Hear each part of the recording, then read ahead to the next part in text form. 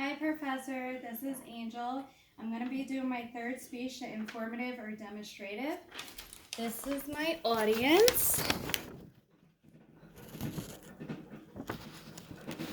Okay. So my speech is going to be about stress, how it affects your life, and how de-stressing can be important. So during periods of high stress, chemicals in the brain, including neurotransmitters such as dopamine, increase, causing large amounts of other fight or flight hormones such as adrenaline to be released by the adrenal glands. Many physical reactions can occur because of this. Things such as tension headaches, increased blood pressure, may impact your immune system and increase your chances of certain types of cancer. Digestive issues such as nausea, vomiting, heartburn, constipation, acid reflux, and diarrhea can occur, as much as stomach ulcers and irritable bowel syndrome. Rheumatoid arthritis, as well as asthma flare-ups, can also be increased by cause of stress. Many mental health disorders can also be caused by stress. Things such as anxiety, panic attacks, many different types of phobias, including agoraphobia, which is the fear of being in large crowds, not being able to get to exits in time if things happen, such as being put into tight areas with large crowds, difficulty remembering things or focusing on things, easily getting frustrated or being impatient with others, things such as depression, also being insecure. Post-traumatic stress disorder is also a huge result of stress. So things such as if you're in a house fire and then you have the fear where if you see something on fire, it automatically brings you back to that time when you were in that situation. Things such as social isolation also. Social isolation can actually be a huge part of stress. So people tend to remove themselves from situations if they feel like they're causing stress to somebody else, or them just being there overall is causing problems with maybe a crowd, a certain person, or a situation.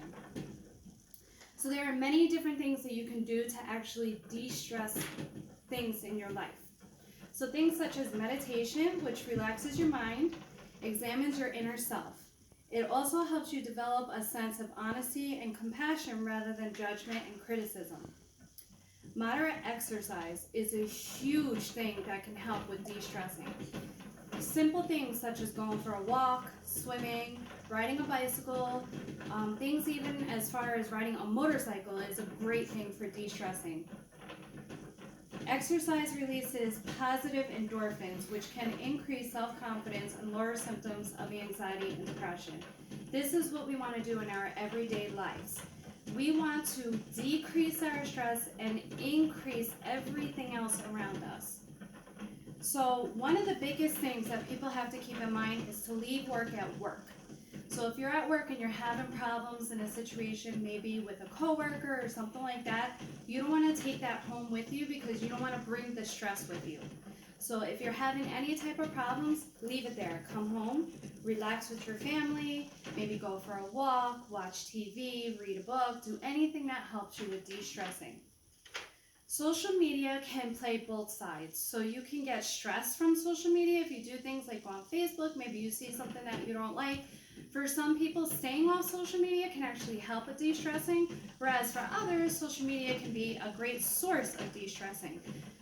Things like going to cooking channels and maybe indulging in different types of social media apps that you may like, maybe playing some video games or things like that. Decreasing your caffeine intake. So caffeine can actually increase your anxiety and it can also increase stress. So when you drink caffeine, it increases your heart rate. Sometimes you can take that the wrong way. Maybe you think that you're getting an increased heart rate and you're thinking that you're having a heart attack. Meanwhile, it's just your caffeine intake. So not necessarily that you have to cut caffeine out of your life entirely, but you should decrease it. So as of right now, say that you're drinking 8 cups of coffee a day. You should at least try to increase that or cut that in half. So you want to increase maybe your decaffeinated coffee, and then just stick with maybe 2 cups a day of caffeine. And then even if you could get that down, that would be great. You know, a cup a day is fine. Also, sleep is a huge factor with de-stressing. You want to try to sleep as much as possible.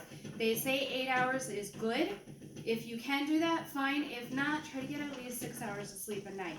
Believe it or not, that is going to help you. So when you are stressed out, your body does not absorb chemicals such as vitamin B, magnesium, calcium, and iron.